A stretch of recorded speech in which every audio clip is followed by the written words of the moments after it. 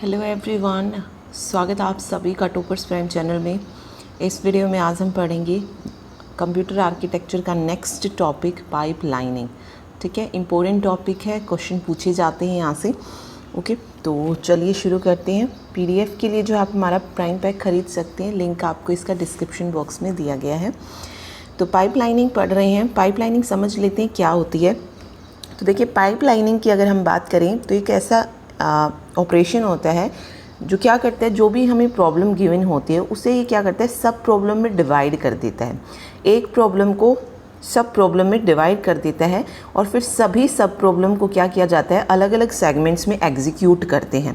ठीक है, जिस प्रॉब्लम को हमने सब प्रॉब्लम में डिवाइड किया, उन सभी सब प्रॉब्लम्स को हम क्या करेंगे, अलग अलग सेगमेंट्स में क्या कर देंगे, एग्जीक्यूट करेंगे। फिर उन सभी सेगमेंट को हम क्या करेंगे, एक साथ एग्जीक्यूट करेंगे। ओके, तो ये कहलाती है पाइप लाइनिंग। तो पढ़ते हैं इसको। तो देखिए, सबसे पहले प्रोग्राम की बात कर रहे हैं। एक प्रोग्राम जो होता है वो किससे बनता है, बहुत सारी इंस्ट्रक्शन से बनता है। सेट ऑफ इंस्ट्रक्शंस को प्रोग्राम बोला जाता है।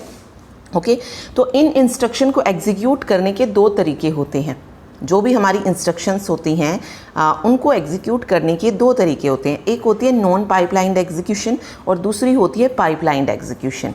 ठीक है, सबसे पहले हम पढ़ रहे हैं नॉन पाइपलाइंड एग्जीक्यूशन। यहाँ पे देखिए क्या होता है, in non pipelined execution all the instruction of a program are executed sequentially one after the other. Means आपको इंस्ट्रक्शंस गिवन है। ठीक है, इस एग्जीक्यूशन में क्या होता है, पहले आप एक को एग्जीक्यूट करेंगे कंप्लीट, देन नेक्स्ट इंस्ट्रक्शन को एग्जीक्यूट करेंगे, उसके बाद थर्ड इंस्ट्रक्शन को एग्जीक्यूट करेंगे। तो सिक्वेंशली जो है वन आफ्टर द अदर जो हम उन इंस्ट्रक्शन को एग्जीक्यूट करते हैं नॉन पाइपलाइंड एग्जीक्यूशन में। Okay, a new instruction execute only after the previous instruction has executed completely. कोई भी नई इंस्ट्रक्शन जो है वो तभी एग्जीक्यूट होगी जब प्रीवियस जो है वो अपनी एग्जीक्यूशन को कंप्लीट कर लेगी। This style of executing the instruction is highly inefficient. तो ये जो तरीका है इंस्ट्रक्शंस को एग्जीक्यूट करने का वो कैसा है, इनएफिशिएंट है। ओके, फॉर एग्जाम्पल इन्होंने दिया है, जैसे इंस्ट्रक्शन 1, 3 इंस्ट्रक्शन थी मेरी। अगर हम नॉन पाइपलाइन से देखें तो कि किस तरीके से एग्जीक्यूट होगी, पहले इंस्ट्रक्शन 1 को पूरी तरीके से एग्जीक्यूट किया जाएगा, देन इंस्ट्रक्शन 2 को एग्जीक्यूट किया जाएगा और उसके बाद इंस्ट्रक्शन 3 को एग्जीक्यूट किया गया। Okay, if time taken for executing one instruction, अगर एक इंस्ट्रक्शन को एग्जीक्यूट करने में टाइम लग रहा है मेरा t, तो पूरी जितनी भी मेरी इंस्ट्रक्शन गिवन होंगी, n इंस्ट्रक्शन को कितना टाइम लग जाएगा, n इंटू टी टाइम जो है यहाँ पे लग जाएगा। तो ये इम्पोर्टेंट है, यहाँ पे ये याद रखिए। ठीक है, नॉन पाइपलाइन में।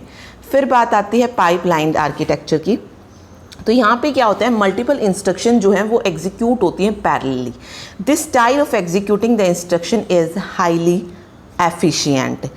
ठीक है, तो पाइपलाइन में क्या होता है, मल्टीपल इंस्ट्रक्शन, जैसे मेरे पास एक प्रॉब्लम थी, मैंने उसे 3 में डिवाइड किया। तो पहले उसके कंप्लीट होने से पहले ही, इंस्ट्रक्शन 1 की कंप्लीट होने से पहले ही मेरी जो सेकंड वाली है वो शुरू हो जाएगी, second stage, then third stage शुरू हो जाएगी। तो पैरेलली जो है इसमें सब कुछ काम चलता है और मल्टीपल इंस्ट्रक्शन जो है एग्जीक्यूट होती हैं। ठीक है, तो पाइपलाइन और नॉन पाइपलाइन का एक एग्जांपल समझते हैं, एग्जांपल के थ्रू देखते हैं। देख लीजिए, मान लेते हैं कि कोई एक बाइक प्लांट है। ठीक है, हमने मान लिया कि कोई एक बाइक प्लांट है और उसे एक बाइक बनाने के लिए 3 स्टेजेस में से गुजरना पड़ता है, फर्स्ट, सेकंड, 3। ठीक है, एक बाइक बनाने में उसे 3 स्टेज लगते हैं। ठीक है, सबसे फर्स्ट स्टेज में जो है बाइक की बॉडी बनाई जाती है।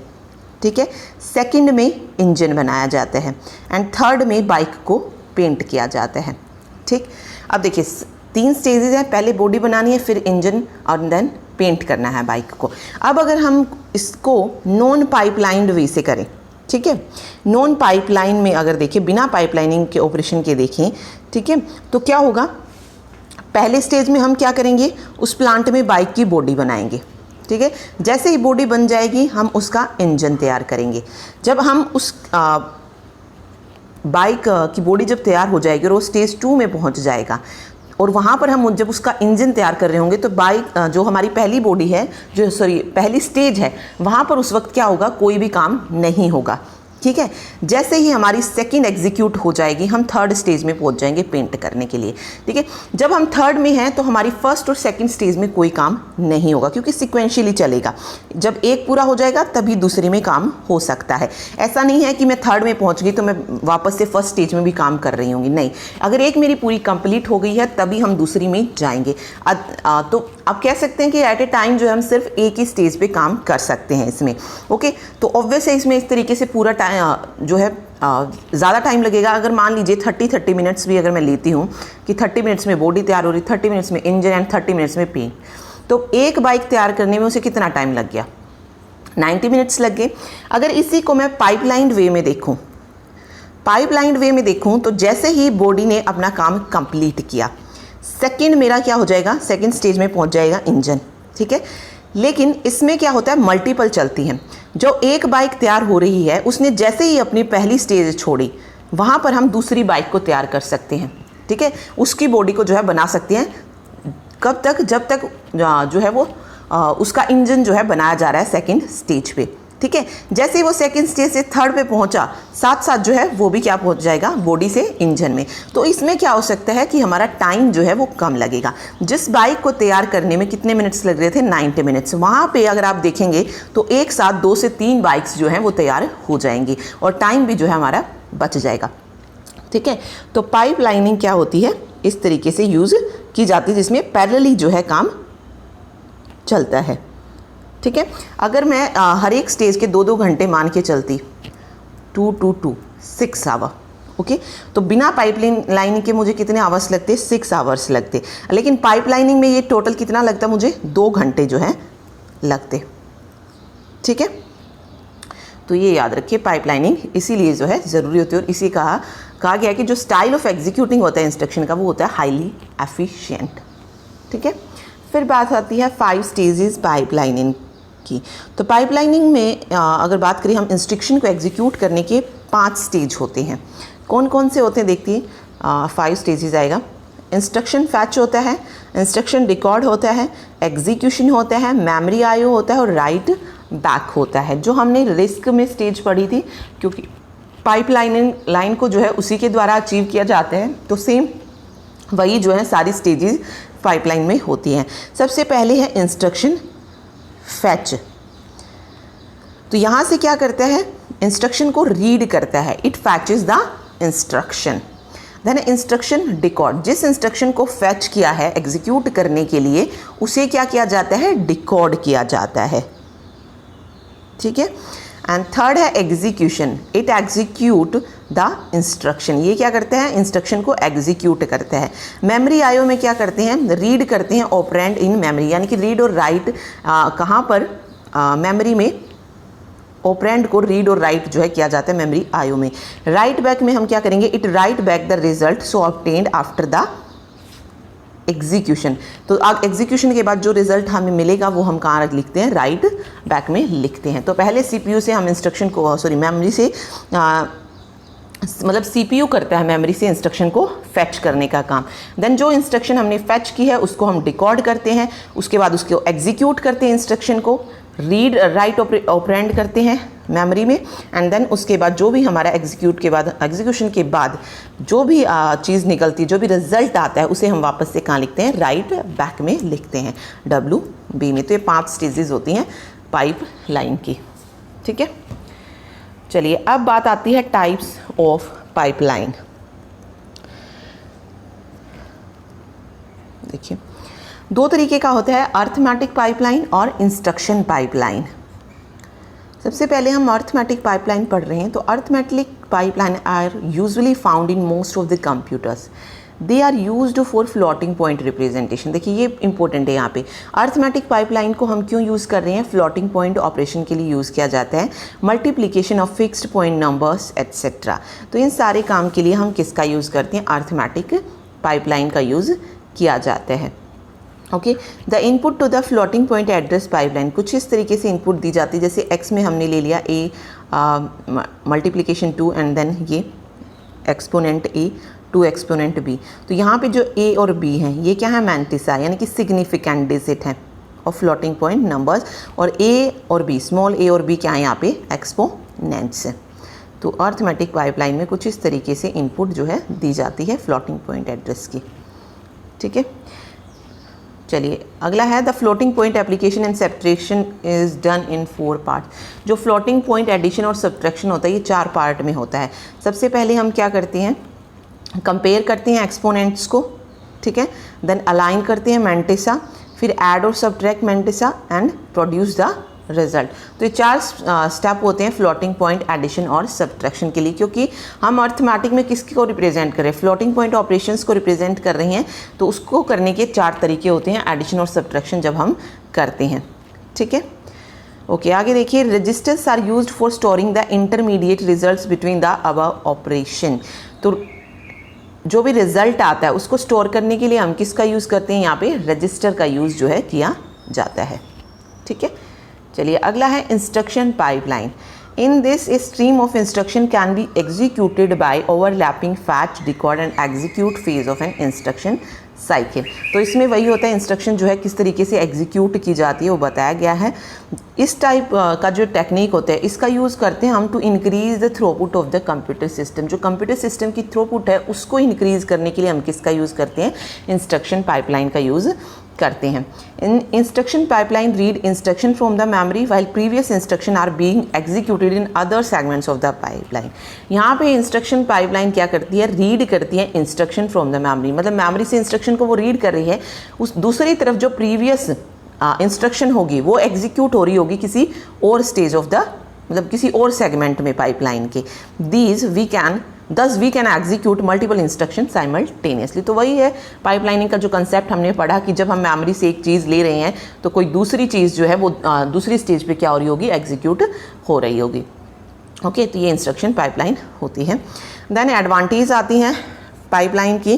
तो पाइपलाइन की अगर देखें तो ये क्या है, the cycle time of the processor is reduce. जो साइकिल टाइम होता है प्रोसेसर का, CPU का, वो क्या हो जाता है, रिड्यूस हो जाता है, कम हो जाता है। It indicate the throughput of the system, throughput of the system को इंडिकेट करता है, उसको बेटर बनाता है। It makes the system reliable. Disadvantage भी है, डिज़ाइन जो है इसका कैसा है, कॉम्प्लेक्स है एंड कॉस्टली टू मैन्युफैक्चर, और इंस्ट्रक्शन लेटेंसी इज़ मोर। तो ये 2 इसकी डिसएडवांटेज है। तो इसके एडवांटेज डिसएडवांटेज पता होनी चाहिए, क्योंकि इस तरीके की क्वेश्चन जो है एग्जाम में पूछ लिए जाते हैं। ठीक है, चलिए अब बात आती है पाइपलाइन हैज़र्ड्स की। अब पाइपलाइन हैज़र्ड्स क्या होते हैं, देखिए हैज़र्ड्स वो सिचुएशन होती है जो कि अगली इंस्ट्रक्शन को एग्जीक्यूट होने से रोक देती है। ठीक है, हैज़र्ड्स क्या होता है, एक ऐसी सिचुएशन होती है जो नेक्स्ट इंस्ट्रक्शन को एग्जीक्यूट होने से रोक देती हो, और जब वो एग्जीक्यूशन को रोकेगी तो ऑब्वियसली क्या होगा, जो पाइपलाइनिंग की स्पीड है वो क्या हो जाएगी, कम हो जाएगी। ठीक है, तो देखिए there are situation called hazards that prevent the next instruction in the instruction stream from executing during its designated cycle. ठीक है, तो वही बताया गया इसमें कि वो अपनी उसको, मतलब नेक्स्ट इंस्ट्रक्शन को एग्जीक्यूट होने से जब रोक देती है तो वो सिचुएशन हैज़र्ड्स कहलाती है। मेनली अगर बात करें तो 3 क्लासेस होती हैं हैज़र्ड्स की, स्ट्रक्चरल हैज़र्ड, डाटा हैज़र्ड और ब्रांच हैज़र्ड। तो देखिए मेनली अगर इसमें से देखें हम कंप्यूटर आर्किटेक्चर में से जो क्वेश्चन जो पूछे गए ना, वो यही पूछे गए कि कौन सा इनमें से इसकी क्लास नहीं है, या पहले भी हमने पढ़ा कि कौन सी जो है एड्रेस लाइन नहीं है। तो कुछ इस तरीके के क्वेश्चन जो थे पूछे गए थे। तो टाइप्स जो है बहुत ज़रूरी है पता होनी। तो पाइपलाइन हैज़र्ड्स की अगर हम बात करें तो 3 क्लासेज में हम इसे डिवाइड करते हैं, structural hazard, data hazard and branch hazard. तो 3 तरीके का होता है। तो देखिए एक क्वेश्चन यही पूछ लिया गया कि कौन सा पाइपलाइन हैज़र्ड नहीं होता है। ओके, 3 होते हैं और वैसे ऑप्शन में एक ऐसा दिया होगा जो नहीं होता होगा, तो वो राइट आंसर हमारा वहाँ पे हो जाएगा। ठीक है, ओके, एक और चीज़ याद रखिए, जो यहाँ पे स्ट्रक्चरल हैडर ठीक है, डाटा हैज़र्ड ठीक है, ब्रांच हैडर को हम कंट्रोल हैज़र्ड भी बोलते हैं। कंट्रोल हैज़र्ड्स कह लीजिए या फिर इंस्ट्रक्शन हैज़र्ड भी आप इसे बोल सकते हैं, तो वो किसी भी नाम से हो सकता है। तो याद रखिए कंट्रोल या इंस्ट्रक्शन हैज़र्ड भी इसको बोलेंगे, ब्रांच हैज़र्ड को। ठीक है, तो देखिए 1 बाय 1 हम जो है इसको पढ़ते हैं। सबसे पहले हम बात कर रहे हैं स्ट्रक्चरल हैज़र्ड की। ये कब अराइज होता है, दे arise from resource conflicts when the hardware can not support at possible combination of instruction in simultaneously overlapped execution. Okay, देखिए ये कब अराइज होती है? जब दो इंस्ट्रक्शन को एक ही टाइम पे ही हार्डवेयर रिसोर्स की ज़रूरत होती है, ठीक है, जिसके कारण क्या करना पड़ता है, एक इंस्ट्रक्शन को उस पाइपलाइन के लिए रुकना पड़ता है, ठीक है। चलिए दोबारा देखते हैं। मेरे पास दो पाइपलाइन है, एक दोनों ही जो है सेम हार्डवेयर के लिए क्या कर रही हैं, रिक्वेस्ट कर रही हैं, ठीक है। दोनों को एक टाइम पे एक ही हार्डवेयर रिसोर्स की ज़रूरत है, सेम हार्डवेयर रिसोर्स की ज़रूरत है, ठीक है। लेकिन हम जो ऑब्वियस है किसी एक को ही जो है उसको दे सकते हैं, दूसरी को उसके लिए रुकना पड़ेगा। तो मान लीजिए मैंने पहली को दे दिया और दूसरी को क्या करना पड़ा, उसके लिए वेट करना पड़ा, ठीक है। तो ये क्या हो जाता है, स्ट्रक्चरल हैज़र्ड्स कहलाता है। तो इसमें यही कहा गया है कि they arises from resource conflicts की वजह से ये अराइज होता है when the hardware can not support at possible combination of instruction in simultaneously overlapped execution, ठीक है। फॉर एग्जाम्पल अगर सिंपल सा एग्जाम्पल देखें, तो जब दो इंस्ट्रक्शन को हम एक ही टाइम पर मेमोरी को एक्सेस करना होता है तो वो क्या कहलाता है, स्ट्रक्चरल हैज़र्ड कहलाता है, क्योंकि ऑब्वियस है वो एक ही जो है उस वहाँ पे एक्सेस कर सकता है, दूसरे को उसके लिए रुकना पड़ेगा, ठीक है। चलिए अगला हम पढ़ रहे हैं डाटा हैज़र्ड। डाटा हैज़र्ड क्या होती है, कंडीशन होती है जिसमें पाइपलाइन के दिए गए टाइम में या तो इंस्ट्रक्शन का सोर्स प्रेजेंट ना हो या इंस्ट्रक्शन का डेस्टिनेशन जो है वो प्रेजेंट ना हो, ठीक है। और जब सोर्स और डेस्टिनेशन प्रेजेंट नहीं होते हैं तो पाइपलाइन के जो ऑपरेशंस होते हैं उनमें क्या हो जाती है, थोड़ी देरी हो जाती है और पाइपलाइन क्या हो जाती है, रुक जाती है, ठीक है। और जब दो इंस्ट्रक्शन होती है वो क्या होती है, एक दूसरे पर डिपेंड होती है, जिसके कारण डाटा हैज़र्ड की जो कंडीशन है वो मतलब आती है, ठीक है। तो देखते हैं data hazards, they arise when an instruction depend on the result of a previous instruction, यानी कि दोनों एक दूसरे पर डिपेंड होती हैं। एक इंस्ट्रक्शन दूसरे रिजल्ट प्रीवियस जो इंस्ट्रक्शन है उसके रिजल्ट पर डिपेंड करती है in a way that is exposed by the overlapping instruction in the pipeline, ठीक है। तो ये याद रखिए। आगे है, चलिए इसका एक एग्जांपल देख लेते हैं। डाटा हैज़र्ड्स की अगर बात करूं तो मैंने लिया दो इंस्ट्रक्शन ले ली मैंने, x में मैंने डाल दिया x + 5, सेम y में मैंने डाला x × 6। अब अगर हम इसमें देखें, एक वैल्यू दूसरे पे डिपेंड कर रही है। अगर आप देखेंगे सेकंड इंस्ट्रक्शन किस पर डिपेंड कर रही है, फर्स्ट वाली पे डिपेंड है, ठीक है। सेकंड इंस्ट्रक्शन किस पे डिपेंड है, फर्स्ट वाली पे डिपेंड है। क्यों है, क्योंकि यहाँ पर अगर आप सेकंड इंस्ट्रक्शन में देखेंगे तो हमें किसकी ज़रूरत है, x की वैल्यू की ज़रूरत पड़ेगी, ठीक है। तो हम यहाँ पे क्या कह सकते हैं कि सेकंड इंस्ट्रक्शन क्या है, हमारी फर्स्ट इंस्ट्रक्शन पे डिपेंड है, या ये कह लीजिए कि इसके लिए हमें किसी प्रीवियस इंस्ट्रक्शन के रिज़ल्ट की ज़रूरत है, क्योंकि अगर मेरा फर्स्ट इंस्ट्रक्शन से मुझे रिज़ल्ट मिल जाता है, x की वैल्यू मिल जाती है, तो ऑब्वियसली मैं सेकंड को भी एग्जीक्यूट कर पाऊंगी। तो वही इसमें बताया गया है कि they arises when instruction depend on the result of a previous instruction in a way that is exposed by the overlapping of instruction in the pipeline. तो ये डाटा हैज़र्ड्स की प्रॉब्लम होती है, ठीक है। थर्ड जो आता है वो आता है कंट्रोल हैज़र्ड्स या ब्रांच हैज़र्ड जिसे हम बोलते हैं, ओके। कंट्रोल हैज़र्ड्स कब आती है, जब हम एक ब्रांच के डेस्टिनेशन को ढूंढने की ज़रूरत होती है हमें, मतलब एक ब्रांच के डेस्टिनेशन को हम ढूंढ रहे हैं और हम दूसरे इंस्ट्रक्शन को तब तक फैच नहीं कर पाते हैं जब तक कि डेस्टिनेशन नहीं मिल जाता है, ओके। और जब तक हमें डेस्टिनेशन मिलेगा ही नहीं तो इससे क्या होगा, टाइम का नुकसान होगा, और इसे ही ब्रांच पेनल्टी कहा जाता है। तो देखिए control hazards they arise from the pipelining of branches and other instruction that change the PC, ठीक है। तो ब्रांचेज की वजह से होता है ये, जब हम ब्रांच के डेस्टिनेशन को ढूंढते हैं और हम इंस्ट्रक्शन को तब तक फैच नहीं कर पाते जब तक हम उस डेस्टिनेशन को ना ढूंढ लें, तो टाइम की वजह से ये होता है। तो कंट्रोल हैज़र्ड्स जिसमें हम ब्रांच के डेस्टिनेशन को ढूंढते हैं, सिर्फ सिंपल इतना याद रखिए, ओके। तो ये तो था पाइपलाइनिंग का कॉन्सेप्ट। अब बात आती है एरे प्रोसेसर और वेक्टर प्रोसेसर की, ठीक है। ये भी इम्पोर्टेंट है, पूछ लिया जाता है कई बार। तो पढ़ते हैं, देखिए एरे प्रोसेसर पढ़ रहे हैं। Array processor are also known as multiprocessor or vector processor. They perform computation on large arrays of data. Thus, they are used to improve the performance of the computer. Okay देखिए, array processor की अगर मैं बात करूं तो इसको vector processor या multi processor भी कहते हैं। ठीक है, ये क्या करता है, डाटा की जो एरेज होती हैं, बड़े बड़े जो एरेज होते हैं, उनमें कंप्यूटेशन को परफॉर्म करता है। जो लार्ज एरे ऑफ डाटा होता है उनमें कंप्यूटेशन को परफॉर्म करने का काम किसका होता है, एरे प्रोसेसर या वेक्टर प्रोसेसर का। और ये क्या किस लिए यूज़ करते हैं हम, कंप्यूटर परफॉर्मेंस को बेटर करने के लिए जो हम इसका यूज़ करते हैं एरे प्रोसेसर का। ओके, टाइप्स की अगर हम बात करें, एक और चीज़ याद रखिए, एरे जो होता है वो एक टाइम पे एक ही इंस्ट्रक्शन को एग्जीक्यूट करते हैं। ठीक है, आगे देखिए टाइप्स ऑफ एरे प्रोसेसर। तो एरे प्रोसेसर दो तरीके का होता है, एक होता है अटैच्ड एरे प्रोसेसर और दूसरा होता है सिम्ड एरे प्रोसेसर। अब देखिए यहाँ से क्वेश्चन पूछ सकते हैं कि एरे प्रोसेसर कितने टाइप का होता है, तो दो तरीके का होता है, दोनों आपको पता होनी चाहिए। सबसे पहले हम पढ़ रहे हैं attached array processor. Attached array processor एक ऐसा प्रोसेसर होता है जो कि जनरल पर्पस कंप्यूटर के साथ अटैच होता है।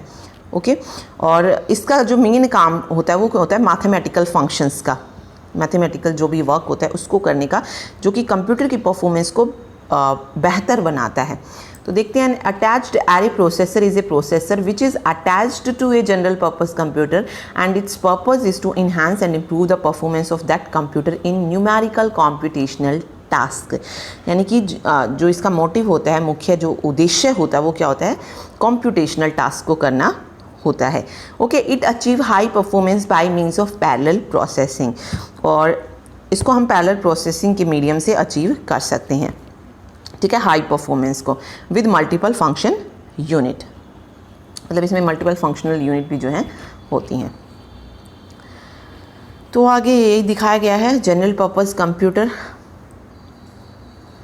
तो अटैच्ड एरे प्रोसेसर हमने पढ़ा है कि अटैच्ड एरे प्रोसेसर जो होता है वो किसके साथ जुड़ा होता है, जनरल पर्पस कंप्यूटर के साथ जो है जुड़ा होता है, और हाई स्पीड के लिए, परफॉर्मेंस को बेटर बनाने के लिए जो हम इसको यूज़ करते हैं। बीच में दोनों के आईओ इंटरफेस होते हैं, दैन इधर local memory attached array processor से और जनरल पर्पस कंप्यूटर के साथ मेन मेमोरी अटैच होती है। ओके, मेमोरी टू मेमोरी बस हाई स्पीड के लिए। ओके, तो ये होता है अटैच्ड एरे प्रोसेसर। देन आता है SIMD array processor. SIMD is the organisation of single computer containing multiple processor operating in parallel. तो ये सिंगल कंप्यूटर की ऑर्गेनाइजेशन होती है सिम्ड। ओके, इसकी फुल फॉर्म पता होनी चाहिए, single instruction multiple data. SIMD की अगर हम बात करें, सिंगल इंस्ट्रक्शन मल्टीपल डाटा, ये इसकी फुल फॉर्म हो जाएगी। ठीक है, तो SIMD is the organisation of a single computer containing multiple processor operating in parallel. तो वही है, सिंगल इंस्ट्रक्शन है, मल्टीपल डाटा, लेकिन ऑपरेट हो रहे हैं पैरेलली। ठीक है, पैरेलल जो है इन्हें ऑपरेट किया जाता है, मतलब प्रोसेसर में ये पैरेलली ऑपरेट होते हैं। The processing unit are made to operate under the control of a common control unit that is providing a single instruction stream and multiple data stream.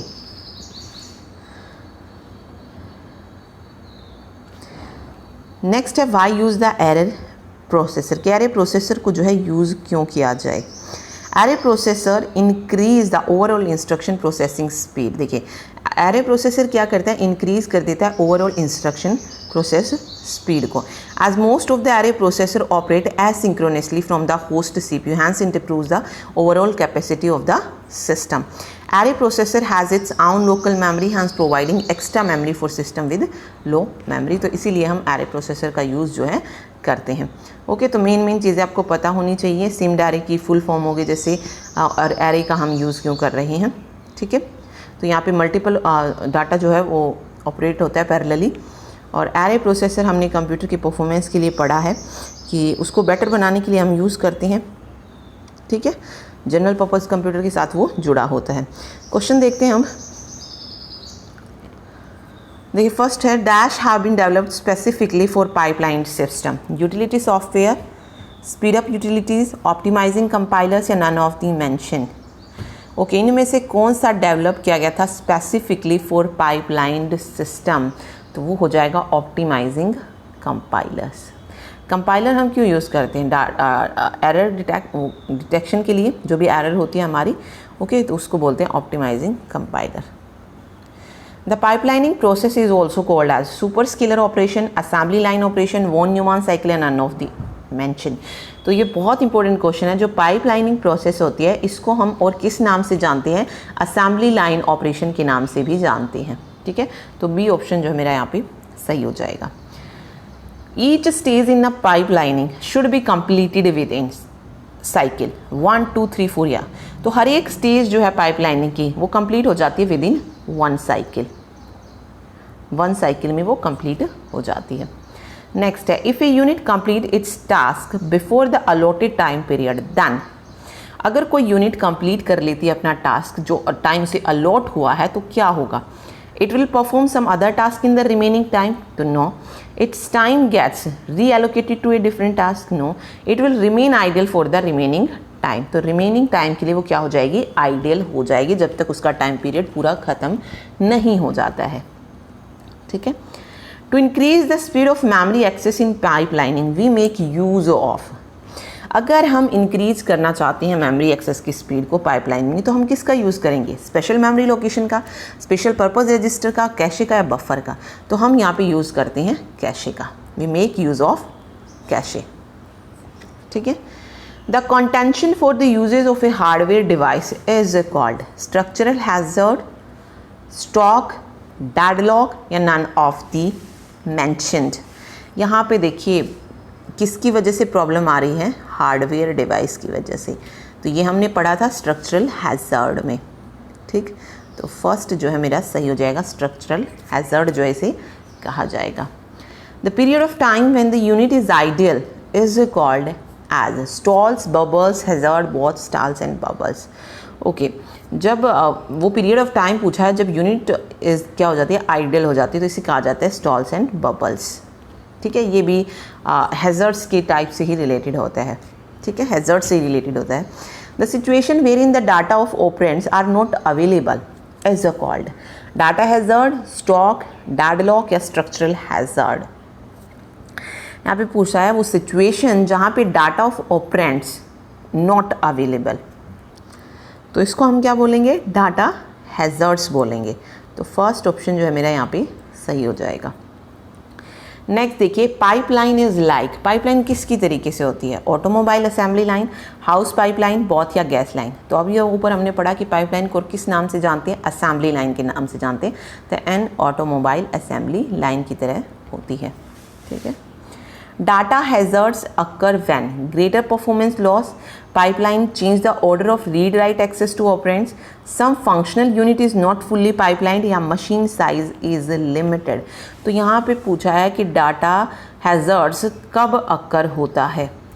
तो डाटा हैज़र्ड्स अक्कर होता है pipelining change the order of read write access to a operand, ठीक है।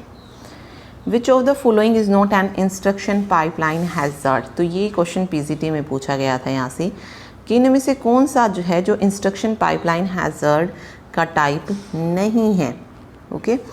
तो देखिए address hazard भी होता है, कंट्रोल एड्रेस नहीं होता है, कंट्रोल हैज़र्ड होता है, डाटा हैज़र्ड होता है और स्ट्रक्चरल हैज़र्ड होता है। तो राइट आंसर मेरा क्या हो जाएगा? एड्रेस हैज़र्ड, ठीक है, क्योंकि 3 तरीके के हैज़र्ड हमने पढ़े हैं, कंट्रोल, डाटा, स्ट्रक्चर। कंट्रोल को और किस नाम से जानते हैं? ब्रांच के नाम से भी जानते हैं। तो ये 3 जो है इसके टाइप हैं। एड्रेस नहीं है तो फर्स्ट ऑप्शन यहाँ पे मेरा सही हो जाएगा। तो ये सिंपल सा क्वेश्चन जो था पाइपलाइन से पूछा गया था, हैज़र्ड से रिलेटेड, ठीक है। Thank you so much.